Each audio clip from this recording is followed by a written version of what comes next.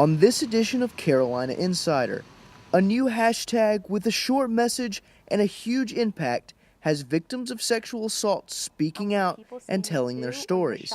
But first, see what one local Midlands program is doing to give the homeless population some help, as well as hope. That's next on Carolina Insider.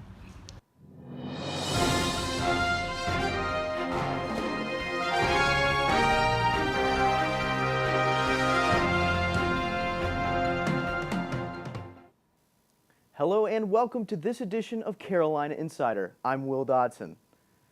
Our top story, the investigation continues into this week's death of another inmate in a Midlands prison. According to the Department of Corrections, Larry Jerome Rainey died after a fight with a fellow inmate at Lee Correctional Institute. This is the second death in 4 months at the all-male prison in Bishopville. That death also involved a fight between inmates. Another troubling issue in South Carolina is homelessness. According to one estimate, more than 5,000 homeless people were living in the Palmetto State in 2016. As reporter Vania Ibanez tells us, one shelter in Richland County is making moves to change that. It's a place for another chance to get back on their feet.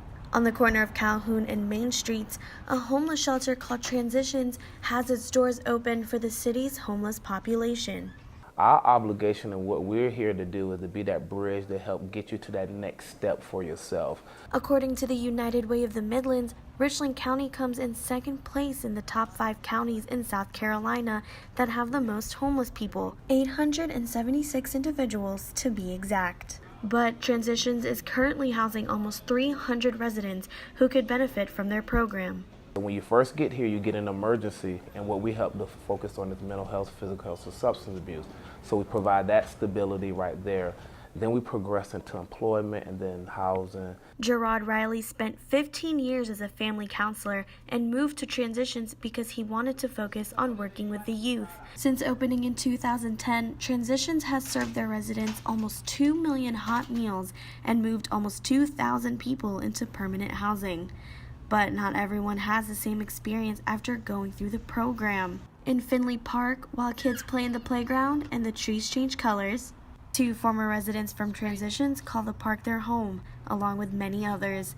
They asked to stay anonymous but wanted to share their time at the shelter, saying it felt more like living in a prison than a home. Instead of following the Transition 6 p.m. curfew, they left and settled in Finley Park. The woman says she got hurt on the job and has 4 muscle spasms in her right leg, forcing her to find another job that couldn't pay rent. Whether it be at a shelter or at a park, there's always something we can do to help the homeless out. Donate, volunteer, and really just come and see how you can help. For Carolina Insider, I'm Vania Ibanez. Homelessness is a serious social problem in the U.S., and so is sexual assault. A new hashtag, #MeToo, gives many survivors an opportunity to shed light on a big issue, allowing them to speak out and tell their stories. The hashtag #MeToo was created for men and women to share stories of surviving sexual assault and harassment. According to statistics from a national sexual abuse organization, a person is assaulted every 98 seconds in the U.S. To one USC survivor, that's a reality more people need to recognize. If someone's shocked by how many people say me too, or you're shocked when your friend says me too, it doesn't have to be the worst case scenario, and also, you shouldn't be shocked. Sexual assault victims at the university can utilize SAVIP, a confidential program that's available 24/7 in the Thompson building. USC students are also doing what they can to help fight hunger in the community. Here with that story in today's Cocky Spotlight is Sierra Artemis. Sierra? Thanks, Will. Next week, the Carolina Gamecocks will take on the Clemson Tigers in the biggest game of the season. But this week, we take the competition off the field. In this competition, we will see which school can collect the most canned goods. Next Tuesday is the last date to donate non-perishable items at participating BILO locations. You can also drop off donations in the box at the entrance of the Thomas Cooper Library. For more information, visit palmettoseries.com and certifiedscgrown.com. You can also text HHFB Cox, that's COCKS, to 501-501 to donate $10. If you donate via text, you'll be entered to win an autographed football by Coach Muschamp. All donations will benefit Harvest Hope Food Bank. Back to you, Will.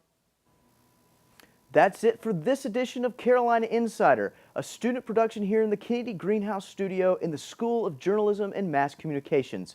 See you back here Wednesday.